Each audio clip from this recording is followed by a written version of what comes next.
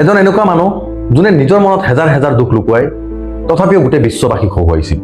এজন এনেকুৱা মানুহ যোনে কৈছিল যে মোৰ মনত হেজাৰ হেজাৰ লুকাই থকা দুখ যদি আজি বিশ্ববাসীৰ হাঁহিৰ কাৰণ হৈছে, তেন্তে মোৰ এটা হাঁহি যেন কেতিয়াও মানুহৰ দুখৰ কাৰণ হ'ব নালাগে। এনেকুৱা মহান চিন্তাধাৰাৰ এজন মানুহ যাক জুবিন দায়েও ইমান ভাল পাইছিল যে সেই মানুহজনৰ প্ৰতিচ্ছবি তেখেতৰ নিজৰ হাতত অংকন কৰি লৈছিল, টেটু বনাই লৈছিল। আৰু এই মানুহজনৰ নামেই আছিল চাৰ্লি চাপলিন, যাক আপোনালোকে সকলোৱে হয়তো চিনি পায়, যাক নেকি গোটেই বিশ্ববাসীয়ে চিনি পায়।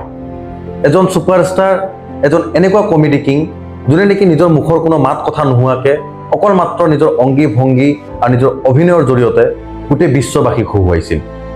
আৰু আজিৰ এই ভিডিঅ'টোত মই আপোনালোকক ক'ম যে কেনেদৰে এখন দৰিদ্ৰ পৰিয়ালত তেখেতৰ জন্ম হৈছিল, কেনেদৰে তেখেতে গৈ পেলাই এখন অনাথ আশ্ৰমত ডাঙৰ দীঘল হ'বলগীয়া হৈছিল, আৰু কিদৰে তেখেত ছুপাৰষ্টাৰ হৈ পৰিল, সেই সবিশেষ মই ভিডিঅ'টোৰ জৰিয়তে জনাম।